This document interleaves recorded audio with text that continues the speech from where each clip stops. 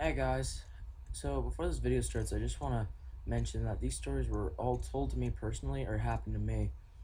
And these stories either happened to myself, my dad, my friend's grandpa, or my friend's dad. So before it's revealed at the end, down in the comments, tell me which one you guys think happened to me, which one happened to my dad, which one happened to my friend's grandpa, and which happened to my friend's dad. So anyway, enjoy the video, guys. My whole family was out of town for the weekend, so I was just chilling basically. I was laying in bed at night playing games on my phone, and I got up to use the bathroom. And I put my phone down in the middle of the bed, and mind you, it's a king size bed, so it's rather large. So I'm in the bathroom and I hear a loud crash, and I'm like, okay, I think that's weird.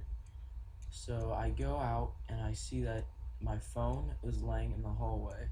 My bed is on the far left side of the room, which is a good 10 meters away from the hallway. I have absolutely no idea how it could have gotten there. I was staying the night at my friend's house, and this was one of the most fun nights of my lives. A girl I liked, I found out she ended up liking me. So so that was a night I would never thought I'd forget. But what I didn't know was that this was going to be a night that I would remember for two reasons.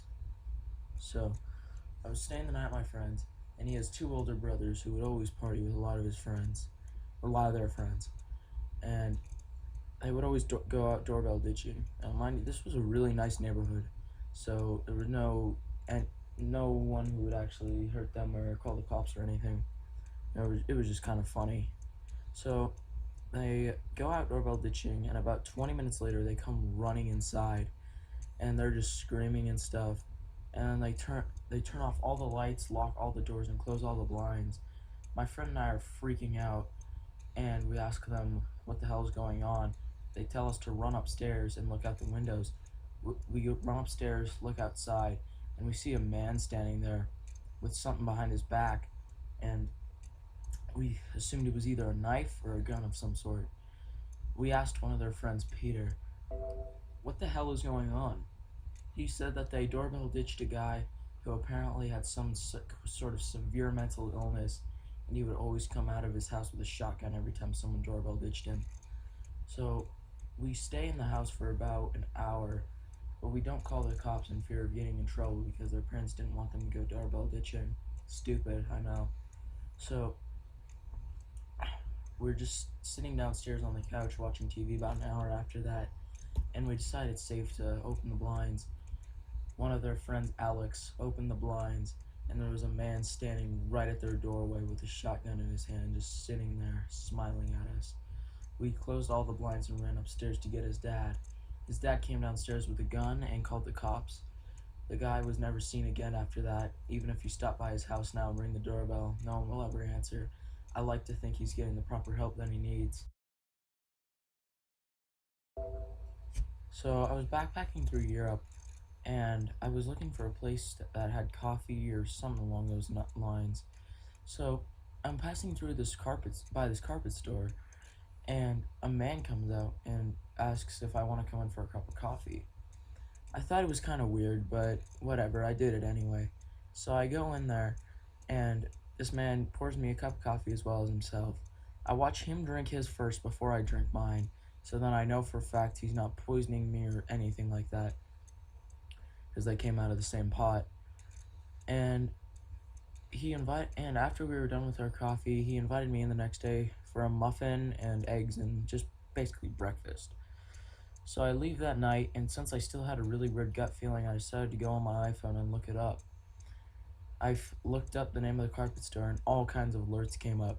It said, John will get you a cup of coffee, then he will invite you in the next day for breakfast, and then he will hold you hostage in there until you buy a carpet. I was a firefighter, and I worked in a really, really shitty part of town. So we get called out to a hotel one night, and we go in there, and of course, I have to go and check out the basement, make sure nothing's on fire down there. I open the door, and on each side of every single step, there was a Bible. And once I get down those stairs, There was trash, waist high trash, and I'm 6 feet tall. So I had to wade through these. I had to wade through this trash. Well, I got to a big sliding door. I slid the door open, and in chest height in cement, I saw a 200 square foot cement room completely empty, not a spot of dust, in the most disgusting basement you'll ever see. And in the middle, dead center, was a metal folding chair. I hauled ass out of there so quickly. I told the cops about it. They said they'd keep an eye on it, but no one ever saw anything about it until 2 weeks after that. So I saw a report on the news that was the exact same hotel that I got called to. And I guess in the basement, on the same night, someone was killed in that exact room. I guess I was just a few hours after it.